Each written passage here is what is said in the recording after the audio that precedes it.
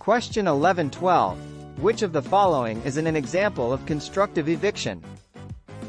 A. The landlord failed to make needed repairs on the property's plumbing, so that there is no running water available. B.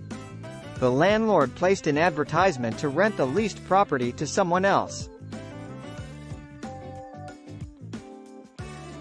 C. The landlord started a 6-month construction project on the building's exterior so noisy that the tenant can no longer conduct his business. He's a sound engineer on the premises. D.